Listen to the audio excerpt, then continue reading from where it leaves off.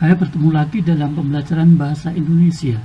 Dalam video kali ini kita akan berlatih soal-soal untuk penilaian harian KD 3.3 mengidentifikasi isi cerita imajinasi bersama Anton Data.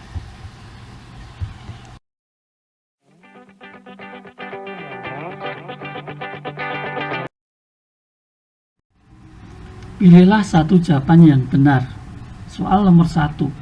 Teks imajinasi adalah A. Teks yang menggambarkan objek dengan jelas dan singkat.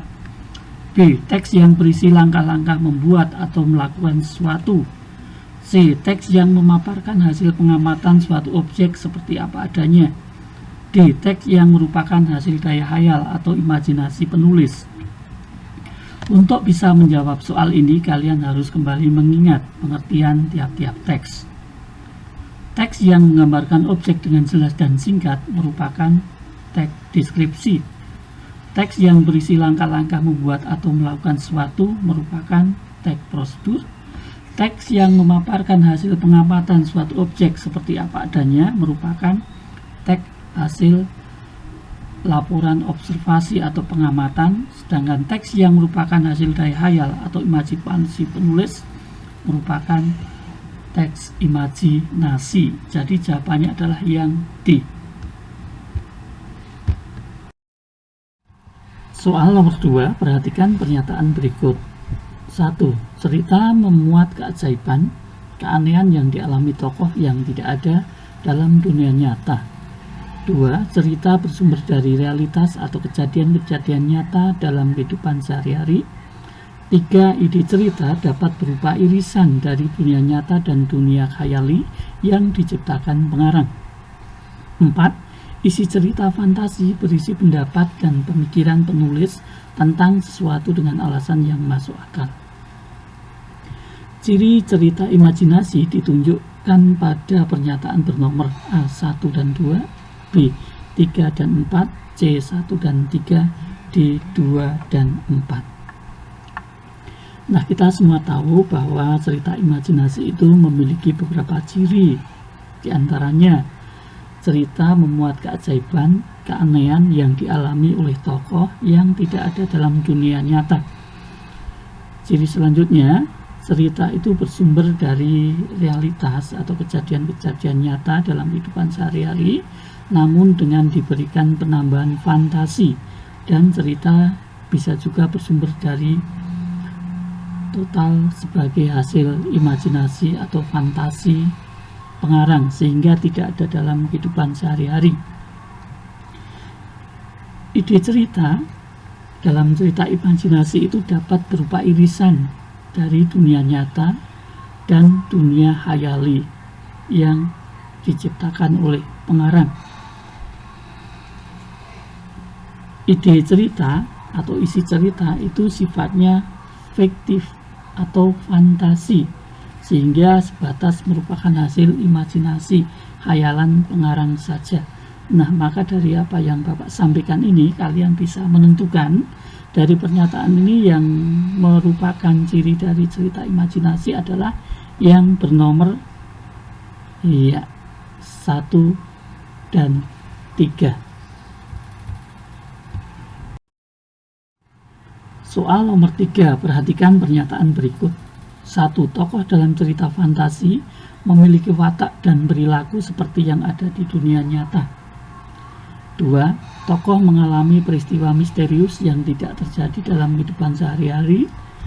3. Tokoh berada dalam ruang yang sama atau sesama. 4. Tokoh mengalami suatu kejadian dalam satu latar waktu saja. Pernyataan yang merupakan karakter tokoh cerita imajinasi ditandai dengan bernomor A1, B2, C3, D4. Mari kita cermati satu persatu pernyataan yang ada. Nomor 1. Tokoh dalam cerita fantasi memiliki watak dan perilaku seperti yang ada di dunia nyata. Ya, kita tahu bahwa tokoh dalam cerita fantasi itu memiliki watak yang unik, ya. Mereka bisa berperilaku, bertindak, ya, di luar batas realita atau kenyataan yang ada. Ada tokohnya yang memiliki keajaiban, keanehan. Yang kedua, pernyataannya, tokoh mengalami peristiwa misterius yang tidak terjadi dalam kehidupan sehari-hari. Ya, ini sejalan dengan karakter tokoh, bahwa dalam tokoh imajinasi itu, tokohnya itu bisa mengalami kejadian-kejadian yang aneh, yang mana kejadian-kejadian itu tidak bisa terjadi di kehidupan sehari-hari. Pernyataan ketiga, tokoh berada dalam ruang yang sama atau sezaman. Ya, kita tahu tokoh dalam cerita fantasi itu tidak dibatasi oleh ruang maupun waktu. Artinya tokoh ini bisa berpindah-pindah dari ruang yang satu ke ruang yang lain, ke waktu yang satu ke tempat yang lain, atau dalam lintas ruang dan waktu. Tokoh mengalami suatu kejadian dalam satu latar waktu saja. Nah, pernyataan 4 ini juga salah. Maka pernyataan yang benar adalah yang bernomor 2B ya. Soal nomor 4, perhatikan pernyataan berikut. 1. Cerita imajinasi dengan waktu masa lampau. 2. Cerita imajinasi dengan waktu sezaman. 3. Cerita imajinasi dengan waktu futuristik. 4. Cerita imajinasi irisan. 5. Cerita imajinasi total. Berdasarkan waktu terjadinya, cerita imajinasi dapat dikelompokkan menjadi A1, 2, 3, B1, B2, 3, 4, C3, 4, 5, D1, 3, 5. Ya, cerita imajinasi dapat dikelompokkan berdasarkan dua hal. Yang pertama berdasarkan waktu terjadinya, dan yang kedua berdasarkan kenyataan dalam kehidupan sehari-hari. Berdasarkan waktu terjadinya, kita dapat kelompokkan menjadi 3, yaitu cerita imajinasi dengan waktu masa lampau, kemudian cerita imajinasi dengan waktu sezaman, dan cerita imajinasi dengan waktu futuristik. Sedangkan berdasarkan kenyataan dalam kehidupan, cerita imajinasi dapat dikelompokkan menjadi cerita imajinasi irisan dan cerita imajinasi total. Sehingga jawaban yang benar untuk soal ini adalah yang A, 1, 2, dan 3. Soal nomor 5. Sebuah cerita imajinasi yang di dalamnya memuat sebagian nama-nama tokoh, kejadian, dan latar cerita yang ada atau bersumber dari kehidupan nyata disebut A. Cerita imajinasi sezaman. B. Cerita imajinasi futuristik. C. Cerita imajinasi total. D. Cerita imajinasi irisan. Ya, cerita imajinasi zaman adalah cerita imajinasi yang berlangsung dalam satu zaman. Ya. Kemudian cerita imajinasi futuristik adalah cerita imajinasi yang menggunakan lintas waktu yang akan datang, masa depan. Kemudian cerita imajinasi total merupakan cerita imajinasi yang sumber atau idenya itu 100% berupa hasil daya khayal pengarang semata. Sedangkan cerita imajinasi irisan adalah cerita imajinasi yang di dalamnya ada unsur fantasi, khayalan, tetapi ada juga unsur cerita yang berasal dari kehidupan nyata, misalnya nama tokohnya, kejadiannya, atau latar tempatnya. Nah, maka jawaban untuk soal nomor 5 adalah yang D, cerita imajinasi irisan. Soal nomor 6, perhatikan kutipan cerita berikut. Seluruh pasukan Nataga sudah siap hari itu. Nataga membagi tugas kepada seluruh panglima dan pasukannya di titik-titik yang telah ditentukan. Seluruh binatang di tanah mutu tampak gagah dengan keyakinan di dalam hati, mempertahankan milik mereka. Hari itu secara besar di tanah mutu akan terukir di hati seluruh binatang. Mereka akan berjuang sampai titik darah penghabisan untuk membela tanah air tercinta. Hari itu secara besar di tanah mudu akan terukir di hati seluruh binatang. Hal ini disebabkan karena A. Nataga akan dilantik menjadi panglima perang seluruh binatang di tanah mudu. B. Nataga dan seluruh pasukannya akan merebut kekuasaan di tanah mudu. C. Nataga dan pasukannya akan berperang mempertahankan tanah mudu. D. Nataga akan berperang melawan panglima dan pasukannya di tanah mudu. Kalau kita cermati, kutipan ini bercerita tentang Nataga bersama dengan panglimanya dan pasukannya yang tengah bersiap-siap di beberapa titik untuk menghadapi serangan yang akan dilakukan oleh serigala-serigala. Ya, mereka hari itu akan berperang melawan serigala-serigala yang akan menyerang Tanah Mudu. Dan ini akan menjadi sejarah besar bagi binatang-binatang di Tanah Mudu. Maka jawabannya adalah yang C.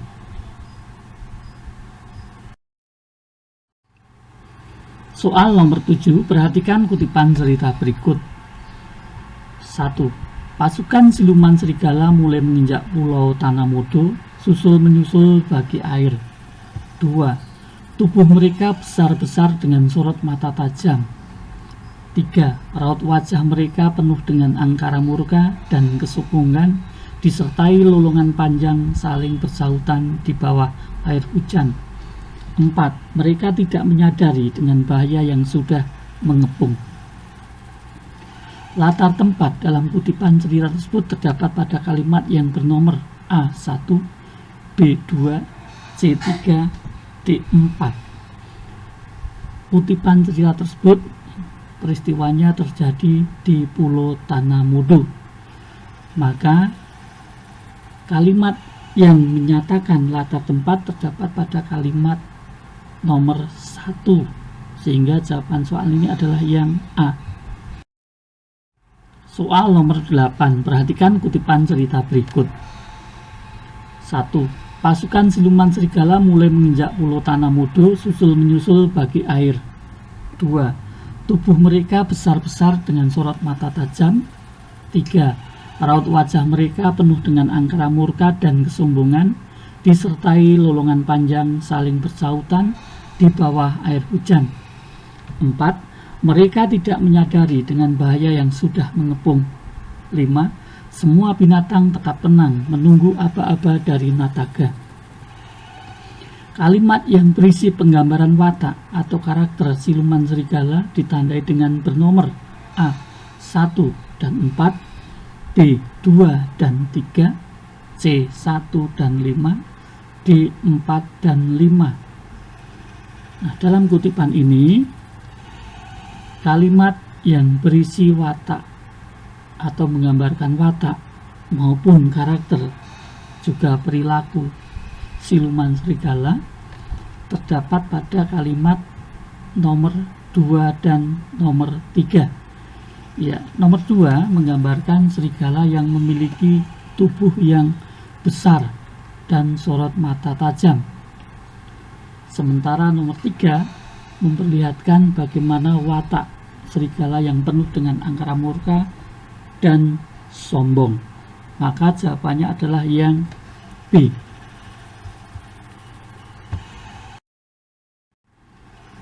Soal nomor 9, perhatikan kutipan cerita berikut. 1.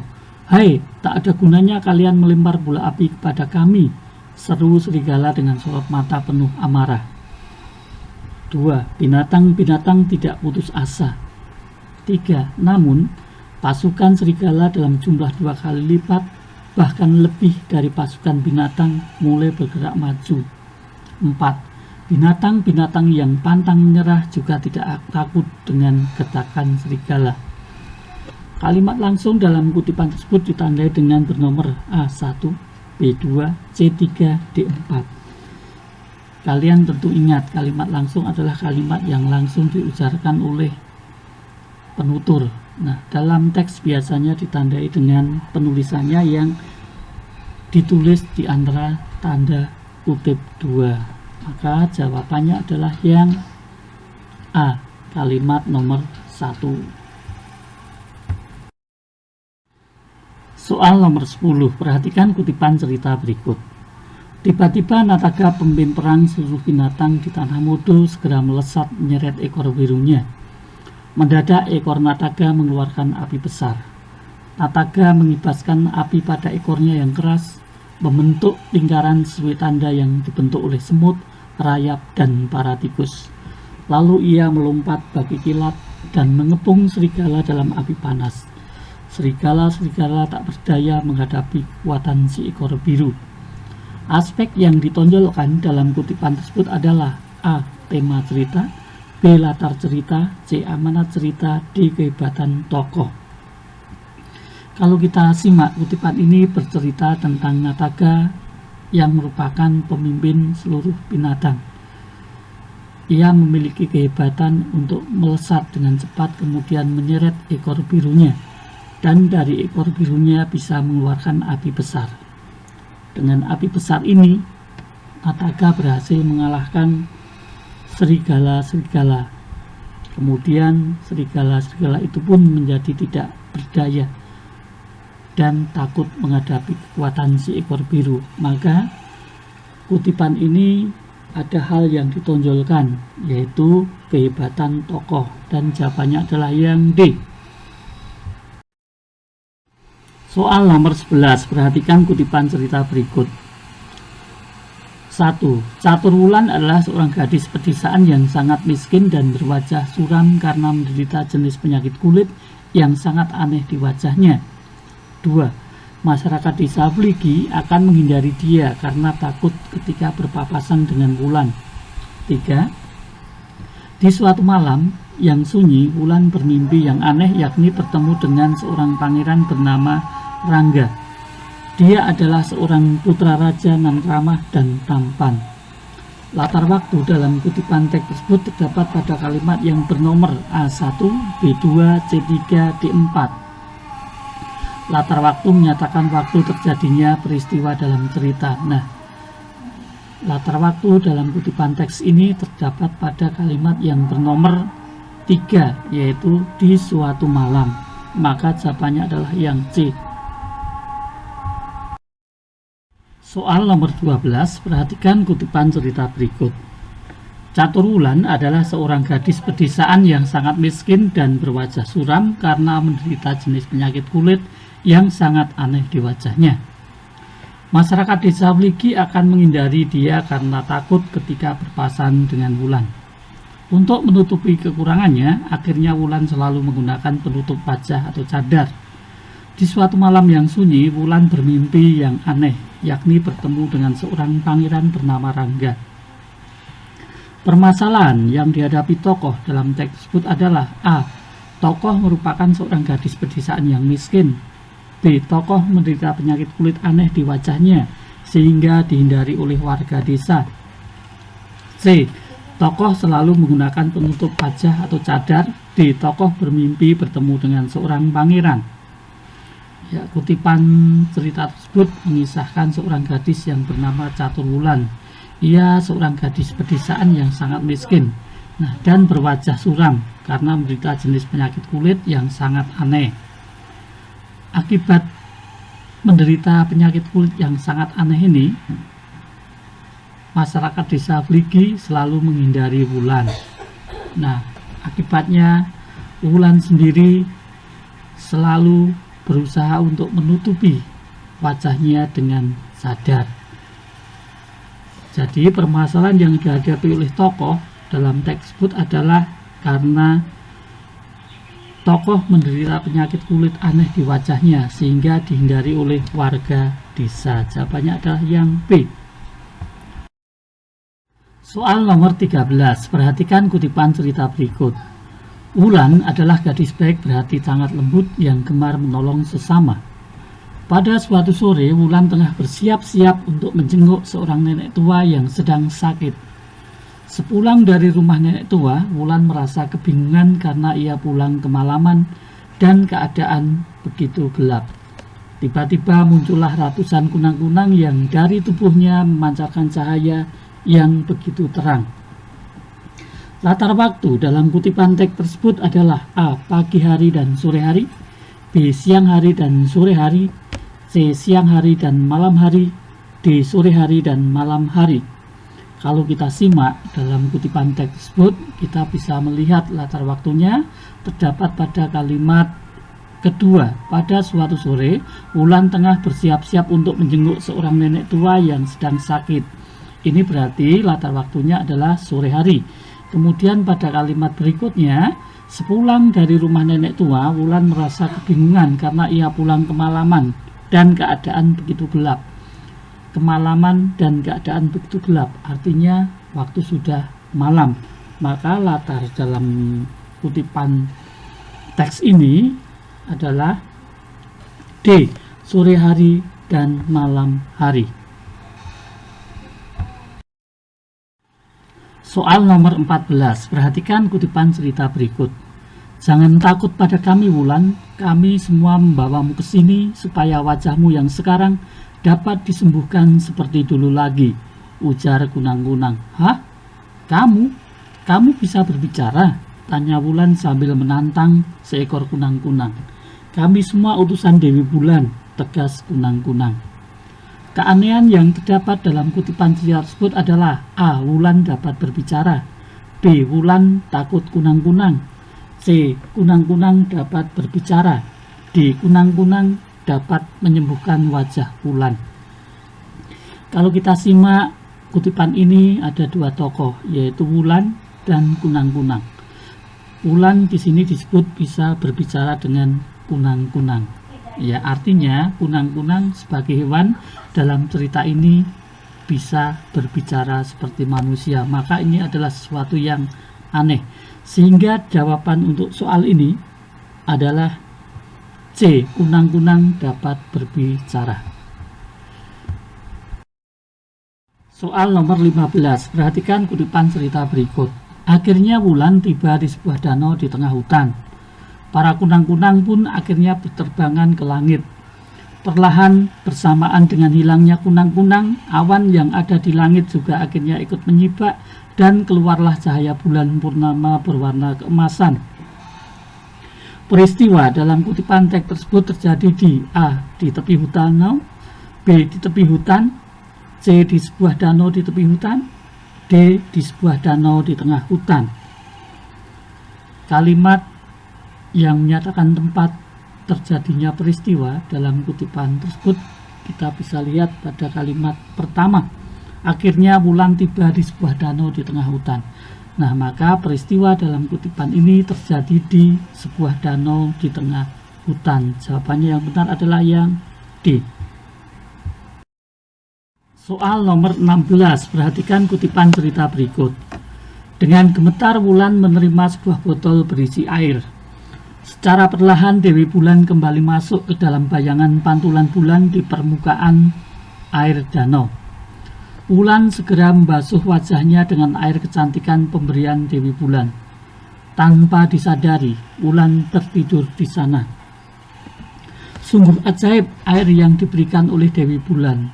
Ketika terbangun, Wulan mendapati dirinya telah berada di ranjang di rumahnya. Betapa kagetnya Wulan ketika bercermin ia mendapati wajahnya telah cantik dan lembut seperti dulu lagi. Keajaiban yang terjadi dalam kutipan teks tersebut adalah A. Wulan menerima botol berisi air, B. Bayangan bulan dapat memantul di permukaan air, C. Wulan tertidur setelah membasuh wajahnya dengan air, D. Air dapat mengubah wajah Wulan kembali cantik seperti dulu. Jawaban yang benar adalah yang D. Air dapat mengubah wajah Wulan kembali cantik seperti dunia. Kalau kita simak di dalam teks tersebut ada sebuah kalimat yang bunyinya demikian. Sungguh ajaib air yang diberikan oleh Dewi Bulan. Artinya di sini air memiliki kekuatan ajaib, yaitu mengubah wajah Wulan menjadi cantik. Soal nomor 17. Perhatikan kutipan cerita berikut. Minggu pagi yang cerah, Arji, Handi, dan Dani berada di Sandi Trowulan.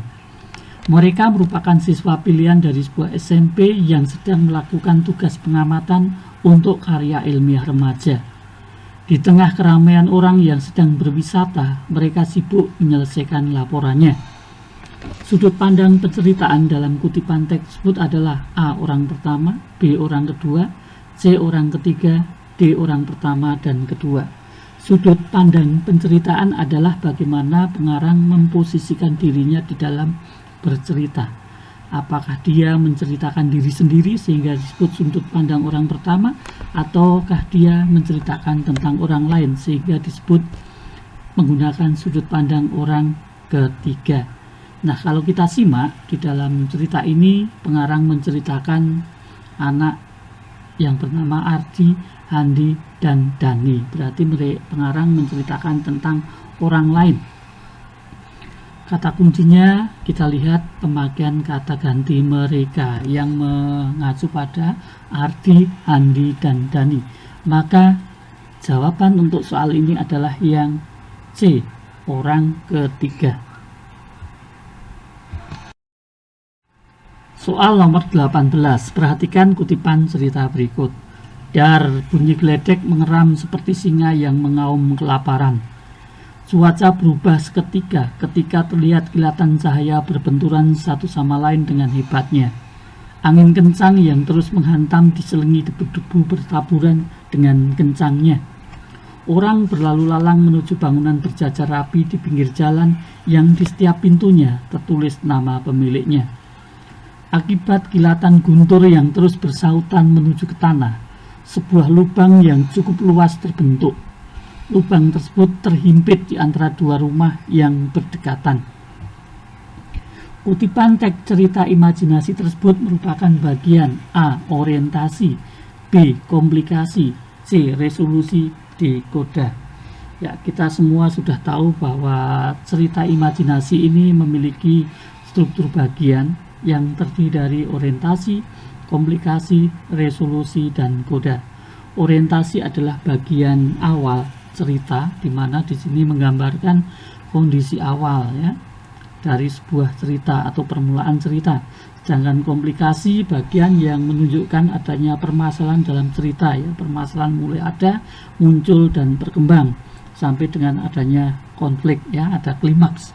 Kemudian resolusi adalah bagian cerita yang memperlihatkan bahwa permasalahan dalam cerita sudah mulai menemukan penyelesaian, solusi, jalan keluar.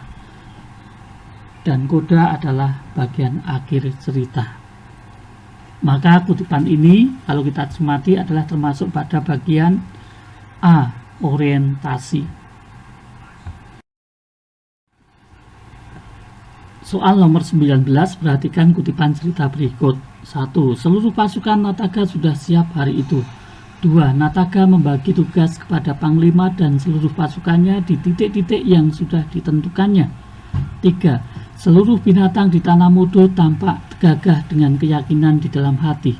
4. Mereka akan berjuang hingga titik darah penghabisan demi membela tanah air tercinta.